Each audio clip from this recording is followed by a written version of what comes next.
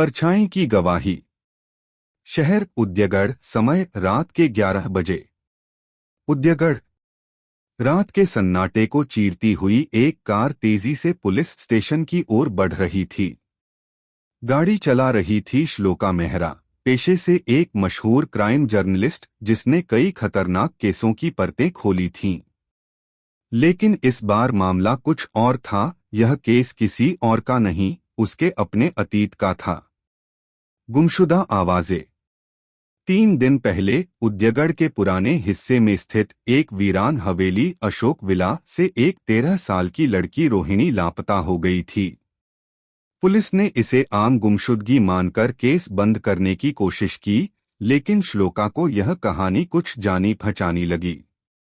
उसे याद आया, उसी हवेली में 20 साल पहले उसकी छोटी बहन भी अचानक लापता हो गई थी।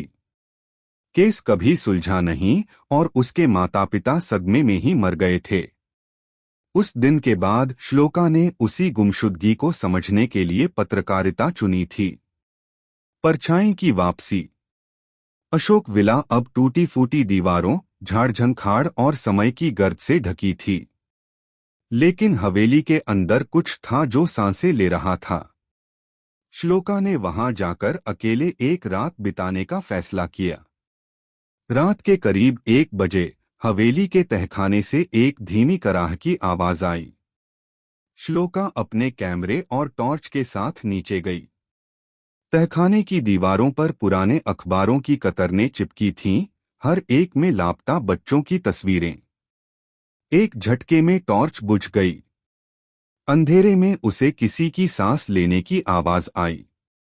तभी एक गहरी, रौबदार आवाज उभरी। तुम भी वही करोगी जो तुम्हारे पिता ने किया था। पिता का राज। श्लोका ने जब घर लौटकर अपने पिता की पुरानी डायरी पढ़ी तो एक रहस्य खुला। उसके पिता डॉक्टर रमेश मेहरा एक प्रसिद्ध हिप्नोथेरेपिस्ट थे और उन्होंने मानसिक रूप से अस्थिर बच्चों को इलाज के नाम पर उस हवेली में रखा था। लेकिन इलाज कभी पूरा नहीं हुआ। पुलिस रिकॉर्ड्स में उन बच्चों का कोई नाम नहीं था। सबके सब लापता घोषित हुए और डॉक्टर रमेश ने यह कहकर केस से पल्ला झाड़ लिया कि वो सब उसकी कल्पनाओं का हिस्सा थे। रोहिणी की गवाही। श्लोका ने हवेली में दोबारा कदम रखा, इस बार एक छिपे हुए कैमरे के साथ। जब वह उसी तहखाने में पहुंची तो अचानक पीछे से एक 13 साल की लड़की रोहिणी बदहवास सी भागती हुई मिली। वो आदमी, वो मुझे नींद में कुछ दिखाता था, पर मैं भाग आई, उसने कांपते हुए कहा। लेकिन इसके पहले कि श्लोका उसे बाहर ले जा पाती, हवेली का दरवाजा अपने आप बंद हो गया। परछाई का सच। दीवार पर एक परछाई उभरी। रोहिणी डर के मारे श्लोका के पीछे छिप गई। परछाई कोई और नहीं, डॉक्टर रमेश मेहरा की थी। मैंने उन्हें बचाने की कोशिश की थी, वह परछाई बोली, पर उनके मन के डर उन्हें निगल गए। मैं अब भी यही हूं, ताकि कोई और बच्चा गुम न हो। श्लोका को समझ आ गया कि उसके पिता को कभी पागल नहीं समझना चाहिए था।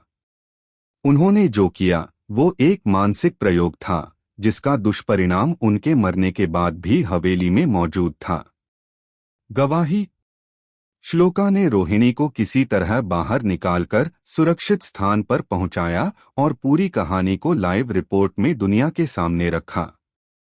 पुलिस दोबारा केस खोलने को मजबूर हुई और अशोक विला को पूरी तरह से सील कर दिया गया। लेकिन आखिरी फ्रेम में श्लोका का कैमरा अपने आप ऑन हुआ और स्क्रीन पर वही परछाई एक आखिरी बार उभरी। सच उजागर हुआ, अब मैं मुक्त हूं। समाप्त।